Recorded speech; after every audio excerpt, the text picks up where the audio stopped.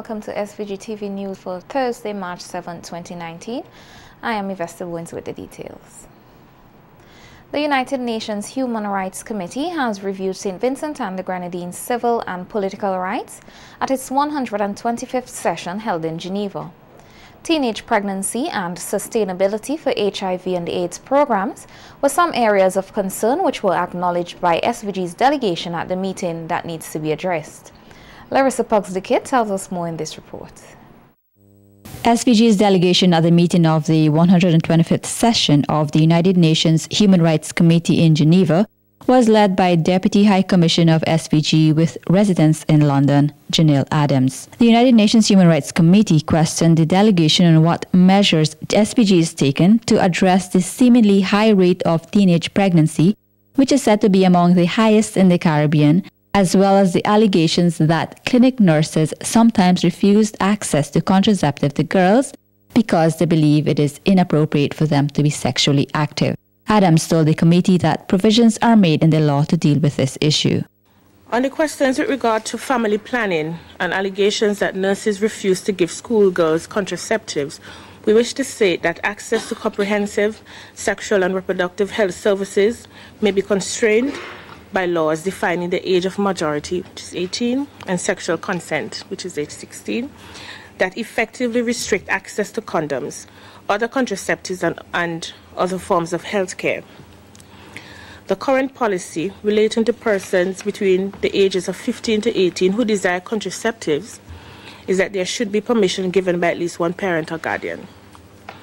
The possibility of providing contraceptives to competent minors between ages 15 to 18, however, is being explored, especially where such a minor is already sexually active. The committee wanted to know if a person got pregnant was as a result of incest or rape, and also asked about abortion in SVG and its prohibitive cost. In determining for the purpose of subsection 2, just mentioned, whether the continuance of a pregnancy would involve such risk of injury to health, as mentioned in paragraph A above, account may be taken of the pregnant woman's actual or reasonable foreseeable environment. A person shall not be guilty of an offense under subsection 1 when a pregnancy is terminated in a hospital or other establishment approved for that purpose by the Chief Medical Officer, if the pregnancy has resulted from an act of rape or incest, as defined in section 142, whether or not any person has been charged with the offense of rape or incest which resulted in the pregnancy in question. The committee asked about the reasons for the substantial increase in the maternal mortality rates in SVG. Adams corrected them by stating that there is no such increase. We wish to clarify that the General Hospital Administration and the Ministry of Health have confirmed that the statistics provided in our report with regard to maternal mortalities are incorrect. We are reliably informed that the number of cases of maternal mortality in 2017 do not exceed 3. In 2014 and 2016, there was 1 case each. There were 2 cases in 2013 and none in 2015. Meanwhile, the Human Rights Committee said it was observed that the number of HIV infections in SVG increased in 2018 compared to 2017, and that it seemed there were difficulties in accessing long-term health care. Adams, in her response, admitted that it is an area of concern, but works are in the pipeline to address the matter. Peer evaluators have been appointed by the HIV/AIDS Secretariat to provide peer support to persons who have been tested as being positive with HIV/AIDS. They are charged with going out to meet other persons diagnosed with HIV/AIDS and trying to bring them back into treatment, encouraging them to keep up with their recommended courses of treatment or facilitating, if possible, the collection and dissemination of medicine. The HIV/AIDS Secretariat is hoping to integrate the treatment in the treatment center located in the capital, Kingstown, into primary healthcare centers across the country. The Secretariat will train personnel to do the job at the primary healthcare centers. The Deputy Commissioner further pointed out that the government of SVG has placed Human Rights Treaty Body reporting mechanism as a priority this year, and the government was open to receiving technical, financial and other forms of assistance in helping further address the challenges identified. Reporting for SVG-TV News, Larissa Pogsley-Kidd. The women's arm of the opposition New Democratic Party, in commemoration of International Women's Day, which will be observed tomorrow, March 8th, invites all citizens to honor the nation's women and girls on this special day. In a press release, the women's arm said that the focus of the occasion is mainly on how best as a nation citizens can promote and sustain gender equality and the empowerment of women with respect to employment, social status, and access to leadership in the public and private sector. It said women in SVG and in other Caribbean countries have come a long way, and everyone must be part of the empowerment drive that is now sweeping across continents. The political group said here at home the government must pass new laws and strengthen existing ones to facilitate gender equality and empowerment.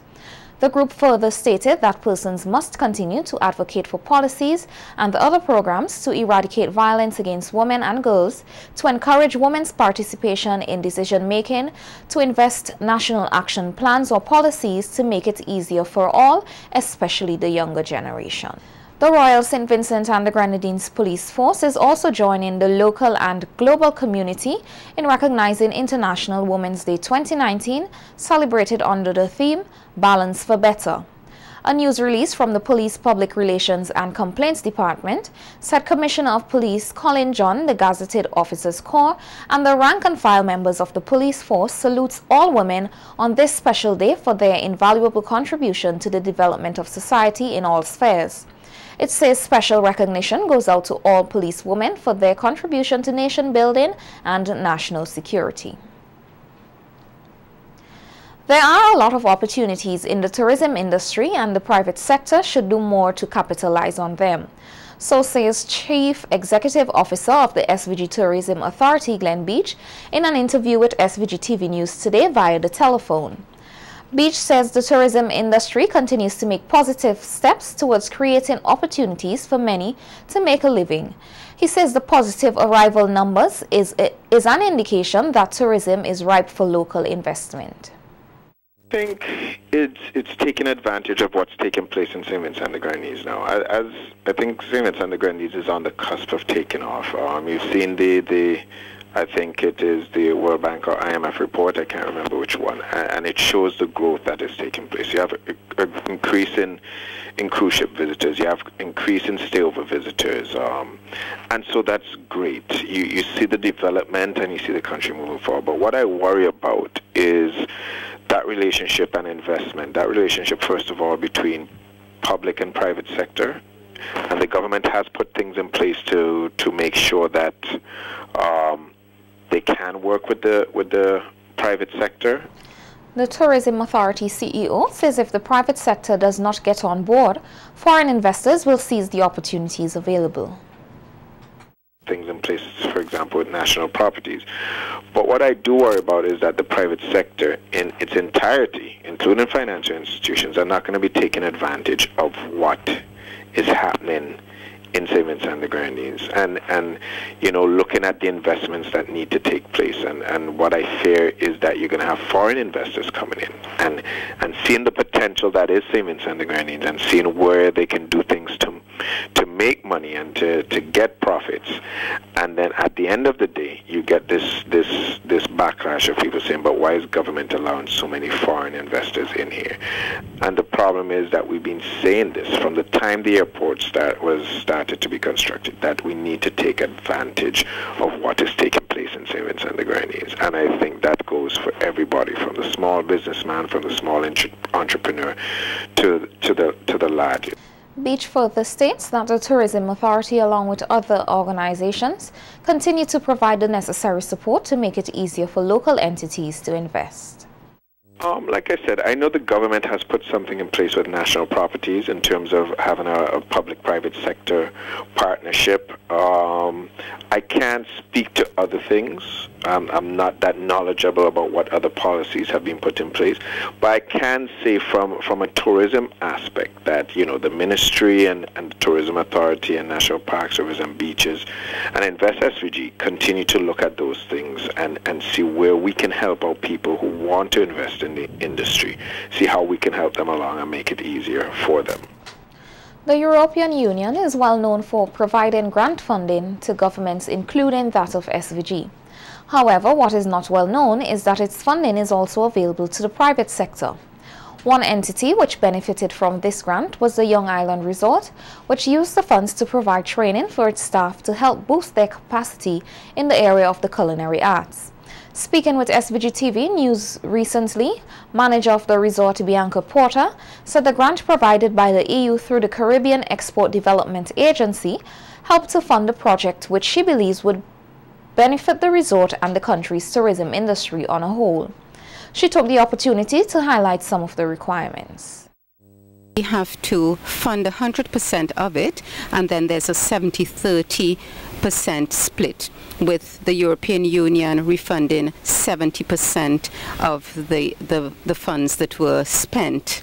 Now they reimburse up to 50,000 euros.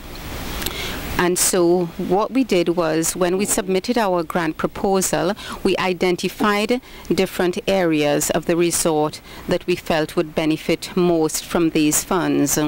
We identified the area of training, in particular our kitchen, and we brought a chef in this past week actually, and she conducted training in pastry and dessert making in our kitchen. A number of our staff were able to participate. In fact, 10 staff members benefited from this training. The pastry chef trainer came from Toronto, Canada. She's actually in charge of the pastry program at George Brown College in Toronto. Porter also noted the grant is not limited to the hotel sector and encouraged other private sector entities to take advantage of its availability. Certainly, we are very grateful to the Caribbean Export Development Agency and the European Union, and certainly if there are any other opportunities to apply for grant funding in the future, we definitely would submit a grant with the hope of being successful, being one of the successful beneficiaries once more.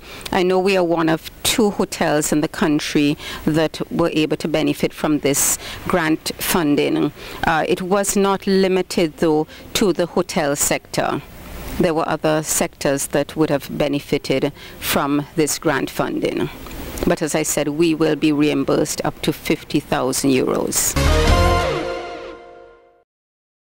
The Carnival Development Corporation has extended congratulations to Gamal Skinny Fabulous Doyle and his team for copping the 2019 Road March title in Trinidad and Tobago with his song Family.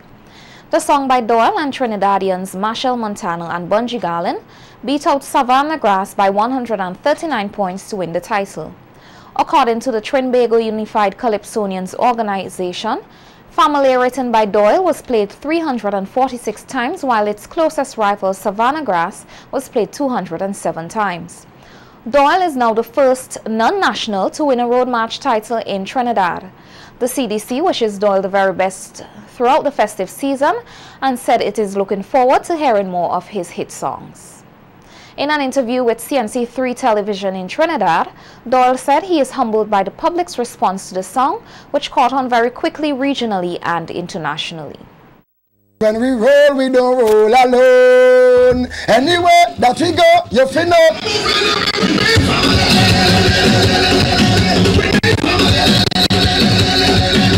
I think we all knew we were onto something special. What we didn't anticipate is how quickly it would have grown and how far the reach would have been, because it's almost as if we dropped the song today and in 2 days it was not just a Trinidad hit, it was a Caribbean hit, and the same intensity in the response was throughout, you know. So that was amazing for us to just sit back and observe.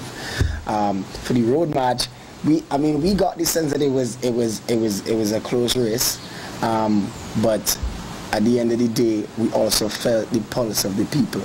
And I think the message of the song resonated quite well with the masses. The song legitimately is about pumping with your team and identifying persons that are around you that have your best interests at heart. Those people are your family. And that was the message. It was really not about stage. But it so happens that crossing the stage means so much more when you cross with people you love. But I mean, it's always a good feeling to be a part of history. And we understood the historical value of it from the moment it was announced that the song will become eligible. Yes, you know, so I'm very happy to be a part of history. I'm happy with the fact that 20 years from now, so, you know, back in 2019, it had a young man from St. Vincent, you know, and it's always good to just be a part of that. Meanwhile, the Carnival Development Corporation also today expressed condolences to the family of the late Noel Costello, a renowned calypsonian that performed under the sobriquet Defo. Defo, as affectionately known by many, joined the Calypso fraternity in the early 70s and was a part of it until his death. Also extending condolences to the Costello family and friends are the St. Vincent and the Grenadines Calypso Association, Inc., Yulu Pan Movement, and the Carnival Bands Association. The CDC says Costello's contribution to the Calypso art form is remembered with appreciation.